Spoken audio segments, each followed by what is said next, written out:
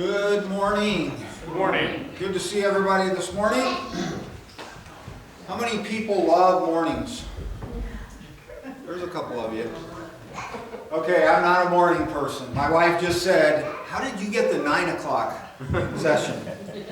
I had a friend that I used to do all kinds of things with, and we had invited another friend to go fishing with us.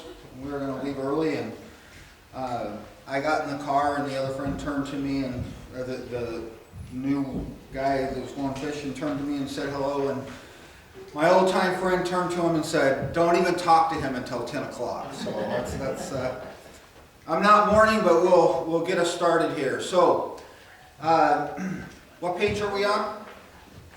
19. 19. Okay.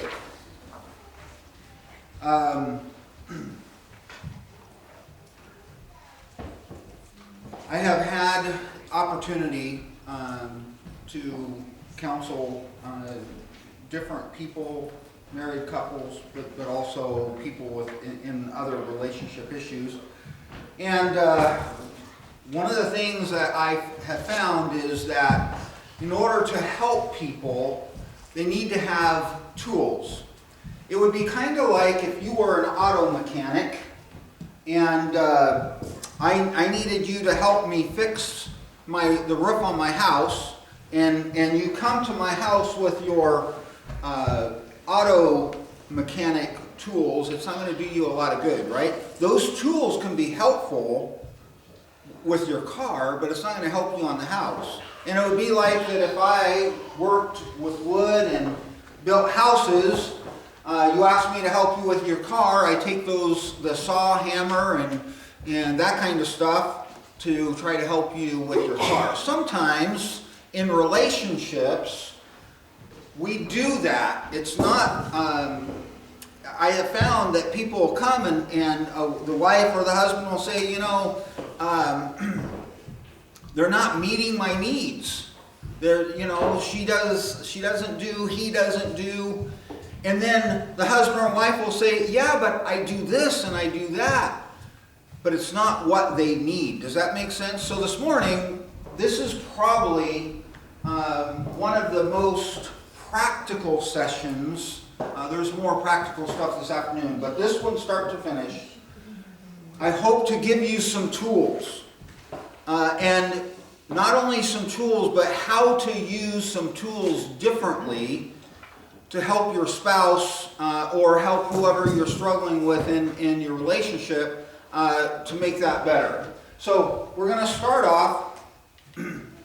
There is, in Ephesians, the 5th chapter, we find that God talks about relationships. And one of the relationships that he talks about is Christ's relationship with his church and the church's relationship with Christ. And then he equates that to a husband and wife. And then he talks about marriage and husband and wife and how that relationship is also a picture of Christ and the church. And he says, and this is a great mystery, which I'm glad he said that because I don't fully understand that. Christ is perfect, right? And the relationship he has with his church should be a pretty good relationship, and yet to picture that great relationship as a husband and wife, or husband and wife picturing that great relationship, I know my wife and I, we're not perfect. Well, she'll say, I'm not perfect, right? But God has intended relationships to be restored, not broken. He's done that through Jesus Christ. So at the end of this chapter, after he talks about all this relationship stuff, he then says this, nevertheless, that's an interesting word. Nevertheless, even though with everything I said, I'm going to sum something up. Nevertheless, let every one of you in particular so love his wife. I think it's interesting that God said that in particular, you are to love your wife. I can't go love on somebody else's wife and tell my wife that she should be happy with that, right? Right. you're there you go, right? Or vice versa. So in particular, my job in particular, specifically, is to love I got one job, God says. In all this relationship stuff that he talks about, Christ and the church, husbands and wives, and all, one job. If you want your marriage to work, husband, one job. Love your wife. Amen. Amen. Now, if you want an example of what that looks like, as you love yourself, as you care for yourself, you get hungry, right? What do? You feed yourself.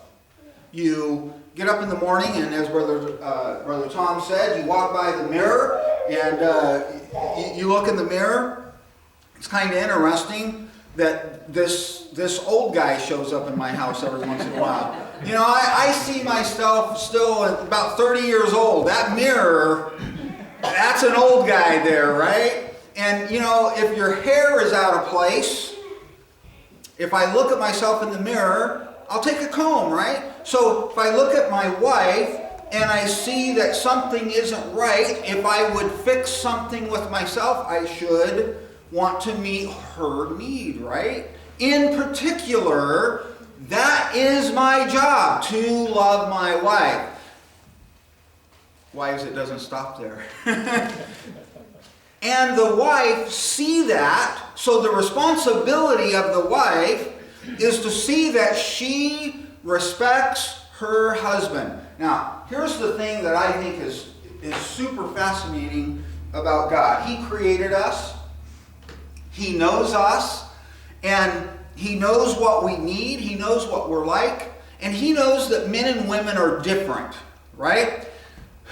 We live in a society that wants to push men and women are the sameness. I'm sorry, but we're different. Now, not less, but different, right? Anything a man can do, there is a woman that can do it. Anything a woman can do, there is a man that could do it, right? I get that. But down deep, we are basically different. It's interesting that Time did an article, why are we different? Just look at men and women. And we are different, right? Physically different. And it doesn't just end there. And that, I can tell you why. God made us. Made male and female. We're different. And it's not just a plumbing difference, right? We're different in lots of different ways. And we're going to talk about that in a second. And so God took into account these differences. And He says, okay, men, I want you to love your wife. And wives, I want you to respect. Why didn't He tell the men to respect and wives to love? Or why didn't He just say husbands and wives love each other? You want me to go on, or are you going to tell me? So, I think we need different things. Now, husbands need love. Wives, you need to love your husbands. And wives need respect. But our greatest need is different. And one of the things is that women have a built-in ability to nourish, to cherish, to love. Not always, you can always find an exception to that rule, right? You can find cold men, cold women. I mean, it's possible. But they have a natural ability to love. So you don't have to tell a woman to love because it comes natural to them. And so they're told you need to respect. And I'm going to explain that in just a second. Now, husbands are told to love their wives. that does not come, the warm, cuddly, fuzzy feeling, that does not come natural to us as men. We were at a church function, and there was a little girl. She was probably 3, and her mom was across the building, and she fell, and Dad was 10 feet away. And the little girl fell, got up, started crying, and Dad knelt down on one knee. He was going to comfort her. And the little girl ran towards him and did a little swerve and ran across the whole room to get to Mom. Because Mom is a better comforter, right? And the dad gets up and says, "What was that about?" And so later, he's over talking to the little girl, and she comes and shows his knees, and he says, "You're not bleeding, it's okay." And I said, that's why she went to Mom, right? I have grandkids, and Jocelyn and Kenny have 4. Did I get that right? 4 at home. Okay. And sometimes they're busy going in different directions, and she has asked me to take the older kids to the dentist, Joe and Jeffrey. And I'll take them to the dentist, and they're boys. You know, they go in, I get them set up at the desk, they go in, and they come out, and I say, "How is it?" And they're fine. Well, Jocelyn says, and she says, Jocelyn calls and says, "Jordan would like for you to take her to the dentist." And I'm like, "Not a problem." I'm assuming teeth cleaning. She said, "First cavity filled ever." Now, Jordan is a girl. And she panics. And I know when they fill cavities, there's needles, right? Mm-hmm. Drills. And I'm like, Jordan's going to panic. And I told Jocelyn, I said, when I take him to the dentist, I just drop him off and sit in the lobby. She's like, "Oh no, you'll have to go back." And there's this terror. And she's like, "Can't you go back?" I said, "Oh, I can go back." But when that needle comes out and she panics, she's going to want comfort. And I said, "You know, you lived in our house. Do you want comfort from me or from Mom?" She said, "I'll take her this time. You take her for the teeth cleaning." So she tells Jordan, and Jordan's like, "Grandpa takes the boys. Why can't he take me?" And Jocelyn says, "Well, he doesn't go back when they go back to get their stuff done." And Jordan says, "He doesn't go back?" We're different, right? And women have this built-in ability to love. And we as men, we love, but we have feelings. We just don't always acknowledge them, right? And as a result of that, God says, "Look, men, if you want your wife to appreciate you, you need to love her and express it and to show it." And likewise, it talks about wives, you need to have this thing of respect. That's, we men understand respect. Growing up, I'll try to give you an example. Growing up, my dad liked sports, all kinds of sports. And growing up, he would turn on boxing. And there was a young boxer called Cassius Clay. Anybody know who Cassius Clay is? Okay, some of you do. And my dad loved to watch Cassius Clay. Well, he changed his name to Muhammad Ali. And he decided not to go into the draft. He ended up going to prison for that. And my dad was a World War II veteran. Never talked about it, but respected people who served their country. And afterwards, Muhammad Ali fought and was heavyweight champion. And my dad did not like Muhammad Ali for some of his stances that he took. But he was an incredible fighter. And I remember one fight particularly, a thing called rope-a-dope, okay? And after the fight that he won, my dad says, I respect him. And it was like, whoa, that was a big deal to me because I knew my dad didn't like him. And yet my dad appreciated something that this guy did to even the extent that he wanted to let me know that he could appreciate what somebody did. And men, boy, respect. When we give respect, it's a big deal when someone has earned respect. And we need. It motivates us when someone respects, when someone appreciates what we do. That's how we see value. Women see value in love and affection. Men sees value in respect, value, and appreciation. Does that make sense? And so and God knows that because God made us. That's why male, female, and he said, okay, men, your wife are good at loving, and so you need to give them what their need is. Now here's the thing, that we tend to give people what we're good at. And, my wife was in the hospital, I don't know how long ago, a month ago, I don't remember when it was. And she was very, very sick. And it wouldn't have done any good if when she was sick, I go up to the hospital bed and say, honey, I respect you.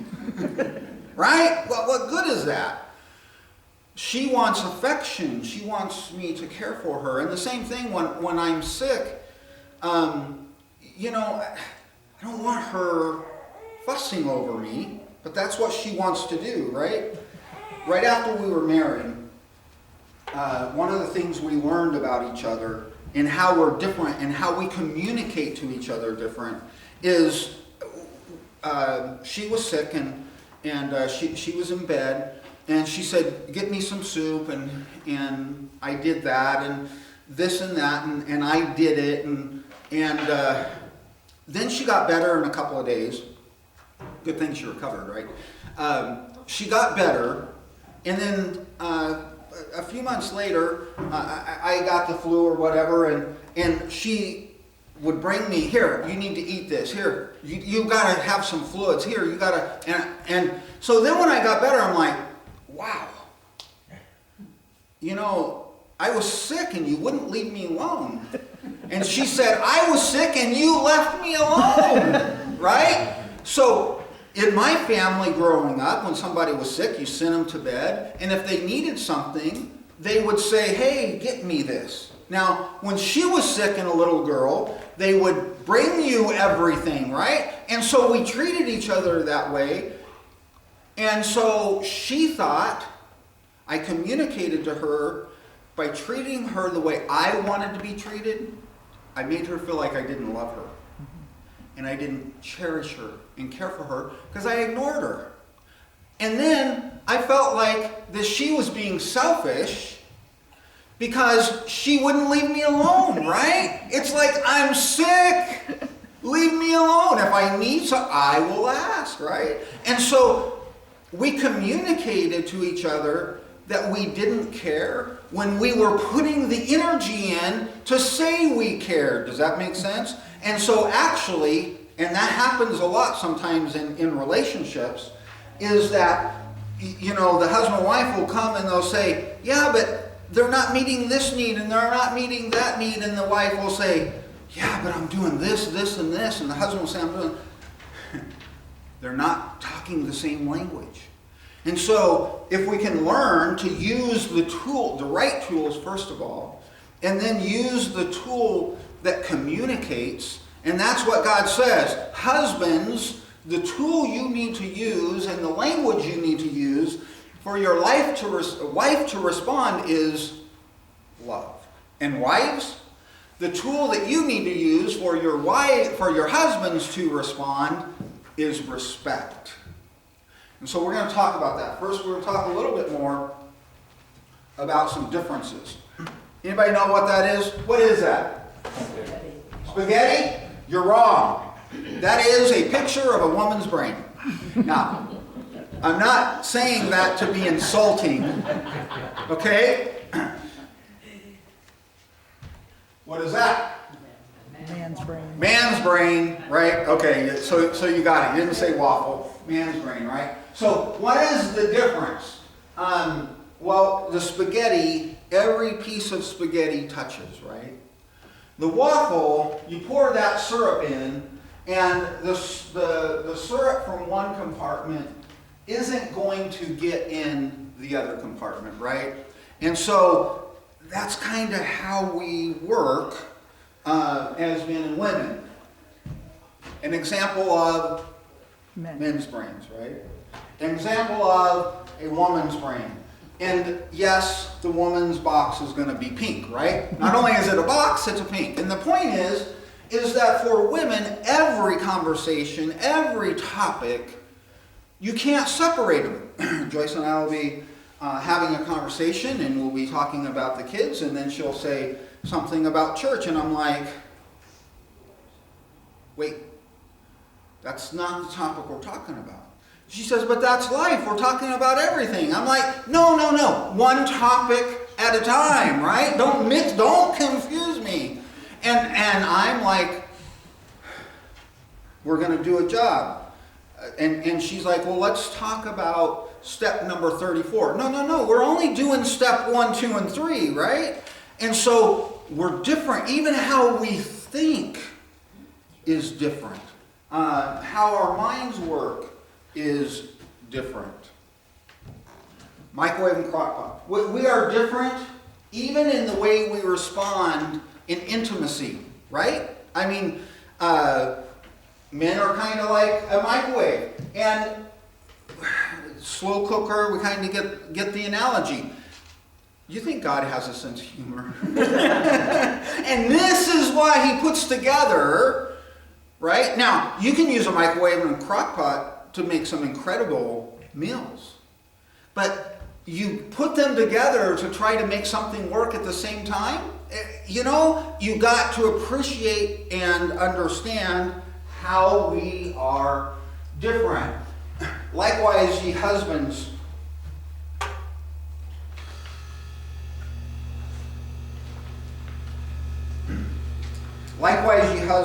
dwell with them, your wives, according to knowledge.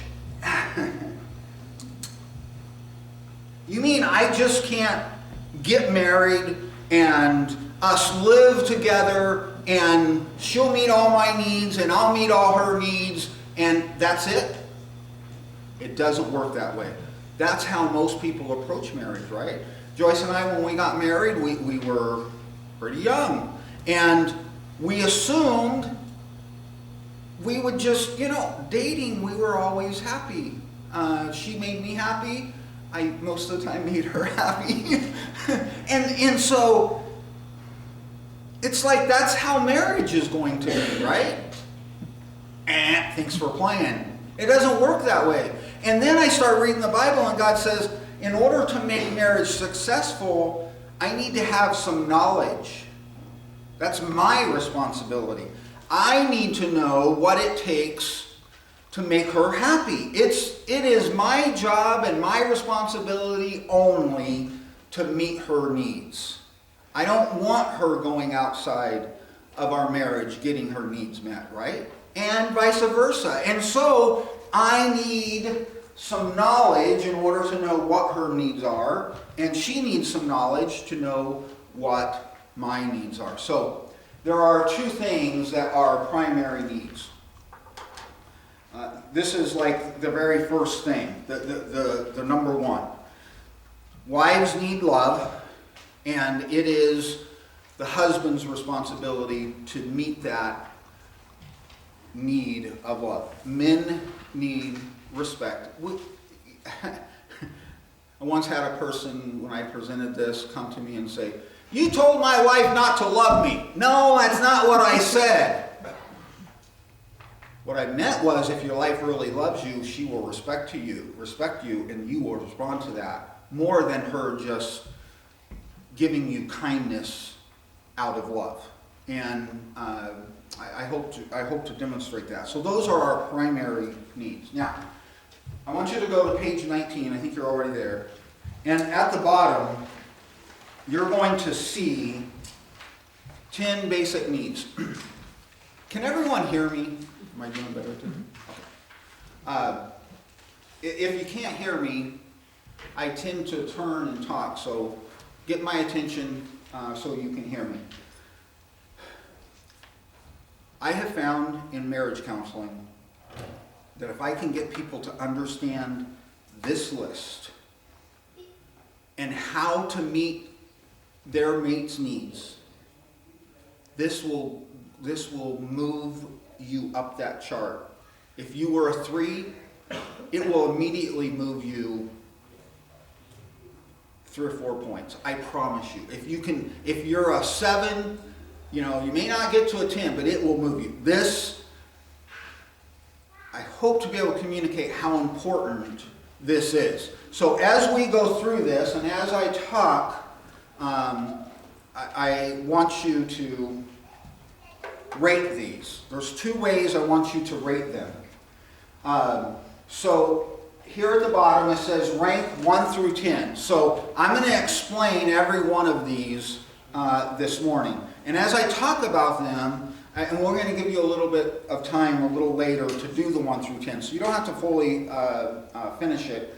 But I want you to, which one is your greatest need? Now, you're going to say, well, you already told me, as a husband, I need respect. Well, it may not be, and I'll explain why that is. For that, the way in which your wife respects you may be giving you peace and tranquility. So, the way in which we communicate that, and the same thing with love. You told me as a wife, I need to make love. Husband needs to love you, but the way that he communicates that may be through admiration or maybe through conversation. You see the point? So whereas love and respect are our primary needs, the way in which they're communicated is through these 8 other different methods, okay? So as we go through, I want you to rank them 1 through 10. A little secret. Once you get 1 and 5, 1 through 5, down, and it's like, okay, 7 and 8, I'm not sure which one's for, who cares? 6 through 10, if your spouse will meet your 1 through 5, you will be in hog heaven, I promise you, okay? And normally, you only have to focus on 1 through 3. Now, after a few years, that may change, so don't worry so much about 6 through 10. 1 through 5, though, especially 1 through 3, get those in the right order, please, if you can. And then the other thing I want you to do is I want you to rank them. 0 is the need is not met, and 6 is the need is satisfied. Now, when you get down to 6 through 10, if it's not important and it's not being met, who cares, right? Because it's not important. But one of the things you might find is your 6 through 10 may be the need that you don't need, but it's like, boy, my spouse does that well, but it's not what you need, right? So you need to be able to communicate that, hey, thank you. It will help you see that your spouse is trying, but what I need you to focus on is 1 through 3, 1 through 5. Does that make sense? And as I talk through these, you can fill those out 1 through 10, and you can also rank them met or not met. So we're going to talk about the 10 basic needs. Now, I've already talked a little bit about love. We all need love. We all need respect. Love communicates value. Respect communicates value. We all need those 2 primary, those 2 basic needs. And for women, this tends to come more natural. Men, we're not quite as good for it. We're more about actions, about doing things, do your actions prove your words? I love you, but, you know, I love you, honey, but I'm going to go fishing. I love you, honey, but I'm going to go do golf. I love you, honey, but I'm going to... what you value is what you put your time and energy and effort in, right? And if you value, love your spouse, love your wife, you will put some time and energy and effort into your relationship. Respect. Men get this. Women don't often understand that we need you to appreciate what we do. It's how we value. Sometimes a wife will say, "You don't love me," and a husband will respond, "Don't I provide for you?" For the husband, I'm putting all this energy and I'm doing it to take care of my family. And the family's like, we would rather have you, right? And so and the wife, the husband is wanting the wife to respect what he does, value what he does. And so they're communicating cross purposes in love and respect. And he wants to be respected for the value he brings to the relationship. She wants to be loved for the value she brings to the relationship. So, how do we communicate love and respect? Conversation. Often wives need to have conversation. Not just, how are you, what's the weather, but intimate conversation. And it's the key to maintain the spirit of oneness. Now, women feel a relationship is working if they can talk about it. Men feel a relationship is working if we aren't talking about it. Think about that. Yeah. And as my wife and I first got married, she would want to talk about stuff and talk about her feelings, and it was like, so what did I do wrong? And she's like, you didn't do anything wrong. It's like, isn't our relationship going okay? Yeah, I want to talk about our relationship. And I'm like, I don't want to talk about our relationship. But one of the things I've learned is that to be able to talk about our relationship gives her a comfort that I'm invested in the relationship. Does that make sense? And once I learned that she's not always, or often, she is often not communicating to me that there is something wrong, she likes to talk about when things are right. Does that make sense? And sometimes, I've learned, sometimes I'll ask the question, so, is there a problem here? Right? I can ask. So, is there something I need to be doing? And she said, no, I just would like to talk about it. And so that puts me at ease, because we as men want to fix it, right? If I can put a tool to it and twist that nut a little bit so that it doesn't fall off, we're good. I don't want to talk about it if it's okay, but that's what she needs. And so if I understand that, it makes it easier. For her, a marriage is a place where you are free to talk. For him, marriage is a place where you're free not to talk. Tell me God doesn't have a sense of humor, right? Yeah.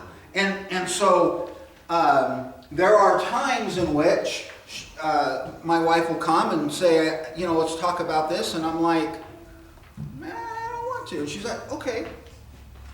because we have learned to appreciate that we're different. But one of the things I've learned is that I need to say, okay, we'll talk about it and give her time and keep that. And if I need some space, she will give me that also. Are we listening, and does our actions show it? Men,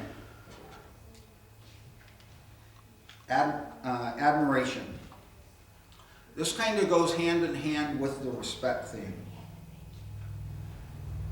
If our wife is always looking at someone else and saying, oh man, he's so strong, and I wish you were like him, I wish you had that kind of job, I wish, that does not communicate admiration, right? I know it sounds strange, ladies, but if you could find some things that you admire about your husband and share those, we would conquer the world for you. Communicating to us. And for ladies, telling each other about different things and being critical isn't always a big deal because it just kind of, it's part of the conversation, right? But for men, it shows, it feels like you don't admire us, you don't respect us. Does that make sense? Honesty and openness. So these kind of go what men need, what women need. But if it's a real problem, men, honesty and openness, women need that. But if a woman is lying all the time, a man's going to need that, right? So these do cross over often. But you can see how men not liking conversation, right? Not being really good always about showing affection and love. You can see why women often would need honesty and openness. And no relationship is going to work very well if we're not sharing where we're at in our personal life. Peace and tranquility. Sometimes we just want, men sometimes need this. It's nice to just have some downtime. Sometimes women need this, right? And it's pretty easy to understand what that looks like. When we had kids at home, I would go to work and I would get some downtime from the chaos at home. So one of the things I would do when I'd come home is give my wife a few minutes and give her some peace and tranquility. So this can go back and forth, but we can understand. So when I would do that, she would understand that that's communicating love. Same thing, if I've had a rough week, she'll leave me alone for a while, and I interpret that she respects me and understands what I need. Affection, being kind, touching. So when you were dating, who dated more than a month? Raise your hand if you. Who dated less than a month? Okay, some of you did. So did you ever hold hands? Before you got married, you held hands, right? Raise. You put your arm around her. Okay. You kissed. Okay. How many of you held hands in the last 48 hours? Good. Good job, guys. Ladies, it takes both of you to hold hands, unless you're holding your own hands. That didn't count. Kiss, 48 hours. Okay. What was the other one? Put your arm around each other. Okay. Good. So affection. So some of you know what affection looks like. So here is the thing about affection. Affection is important in its own right. It communicates when a husband is affectionate to his wife, and vice versa. I care for you, I will protect you. I am concerned about your problems. I think you're doing a good job. It communicates all those things. And it is important in its own right. It has nothing to do with intimacy, has nothing to do with sex. When it comes to sex, you can't have one without the other, right? You have to touch, but it doesn't have to be, right? So it's not the same, thing. Intimacy. And we're going to talk a little bit later, Brother Tom's going to talk about 10 marriage problems. What did we call that? Top 10 marital issues. Marital issues, okay. Not problems, they're issues, right? Okay. So 10 marital problems.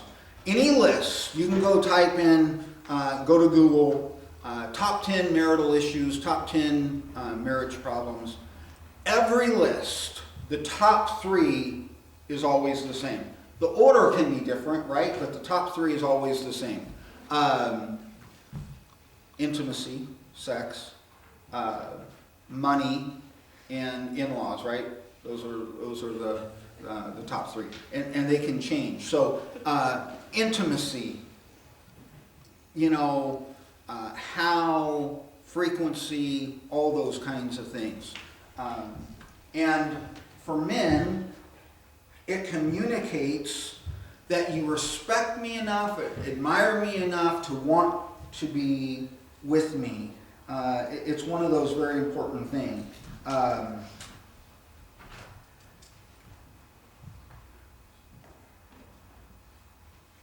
So men want sex.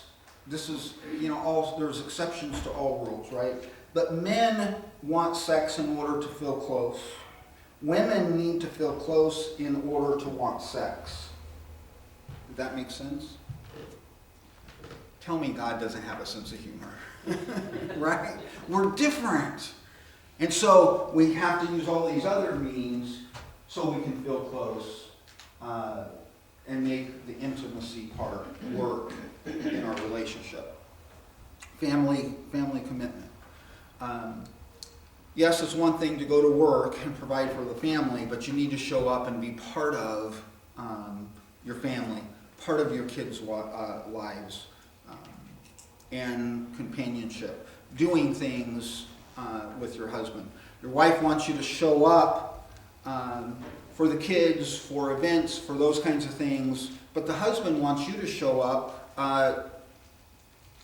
to do different things, so you can have friendships. So those two go hand in hand.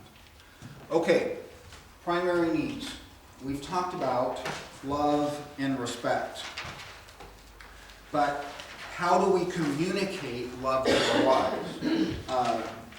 By affection, by being willing to have a conversation, by willing to open up about our feelings, talking about how the relationship is when there is no problem to talk about. You're just talking about the relationship. And the same thing about respect. So how do I communicate that to my husband in showing admiration and in doing things with him that he wants to do and showing respect? So those primary needs, we all need respect, we all need love, but how do we communicate that to us? So here's the problem when we don't do this list of 10. So without love, she reacts. If a husband doesn't love his wife, is she just going to do nothing? Eventually, she's going to respond to that, right? And without respect, he reacts. And then you see the circle, right? Without love, she reacts. Without respect, he reacts. That's how we get relationships. When you do the score of the scale of 1 to 10, you get relationships in like 3s, 2s, and 1s. because nobody is feeling loved, nobody is feeling respected, nobody is getting anything out of the relationship except that the kids are fed, you got a roof over your head, there are mutual needs being met, but not on an emotional level. And so you're just cohabitating. And that's not what God intended marriages to be. And so she feels unloved and he feels unrespected. And so there's this animosity going back and forth that you don't do this and you don't do that. And then when that doesn't get anything, we stop talking about it. And then we're just two people living in the same house. Husbands, love your wives and be not bitter. Isn't it fascinating that God says, look, if it's not working, maybe you should love your wife. Stop being so ornery. Show some affection. Be kind. Don't be bitter. Don't be mean. Don't be cruel. Stop what isn't working, right? We get that cycle. What did we call it? Crazy cycle, right? And it's crazy to keep doing what doesn't work, right? And so God even addressed it. Bitterness, anger, frustration that your wife doesn't respect you and so you don't love her isn't going to help. What will help is if you would stop that cycle and start loving. And how do you do that? Admiration, conversation, and all those other things. And the same thing for wives. If any obey not in word, they also may without word. This is talking about the wife. Or, be won by the conversation. And that literally means behavior, respectful behavior of the wives. While they behold, chase, conversation, respectful behavior coupled with fear. So it's kind of interesting that God sees that a husband will respond to respectful behavior to the point that God said, wife, if you're saved and your husband's lost, if you're serving the Lord and your husband isn't, you know how to win him? Respect him. And he'll respond to that. And he'll respond in a relationship. Your wife will respond if you love her. Your husband will respond if you respect him. So we get in this crazy cycle. No love, she reacts. No respect, he reacts. And that's when divorce. There's no other option. Or they'll come to me and they'll say, Brother Harlan, I'm thinking about a divorce. I'm thinking about leaving. I told you about a young couple that I recently have been counseling with, and that's where she was. And I said, rate your relationship. And she looked at me and she said, I don't want him to know what the score is. And I told her, he already knows what the score is. He knows that you're thinking about leaving him, thinking about ending the relationship. He already knows that. And we can't fix it. I can't move you if I don't know where you're at. And she put a 2. And I said, if when we're done in 6 weeks, what number would be realistic and you would feel better about? She said, I'd feel better about a 5. That would, if we could just get there. She didn't think that he could communicate love to her. She said that. I don't think he can do what you're asking. I said, let him try it for a week. 6 weeks later, I told you, she was a 7. And it worked so well. She said, Brother Harlan, can we do more? Of course, right? So this works without love. Husbands, if you want your wife to respond, love her. Wives, if you want your husband to respond, respect him. The energizing cycle.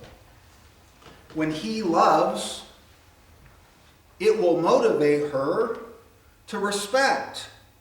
And it will motivate him to love. So instead of this craziness that without love and respect, we get further and further apart, when we start doing this, it's a motivating factor. And then we get to this, what I like to call the ultimate cycle.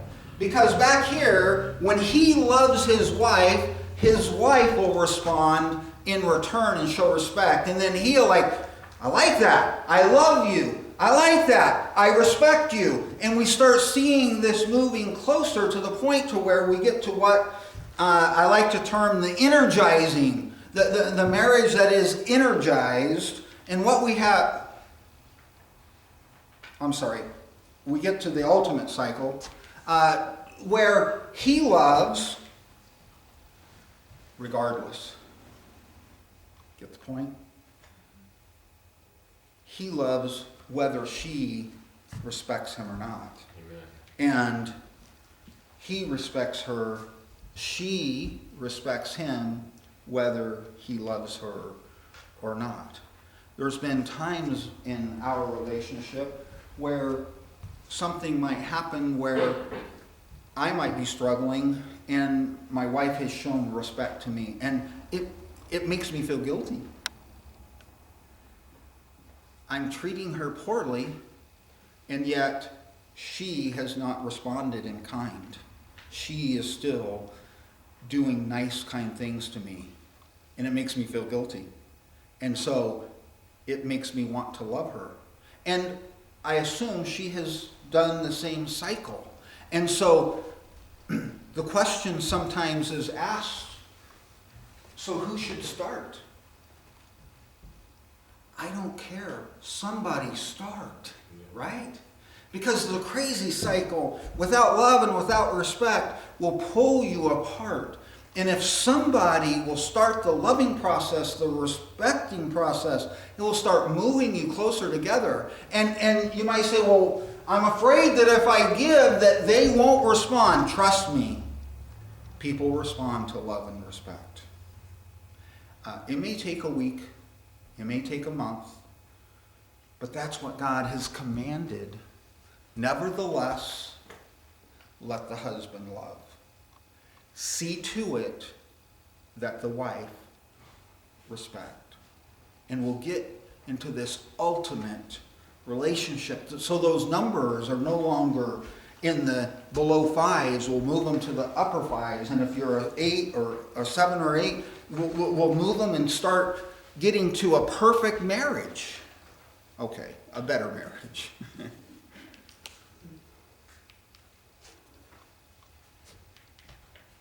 Okay, project. What page? 23.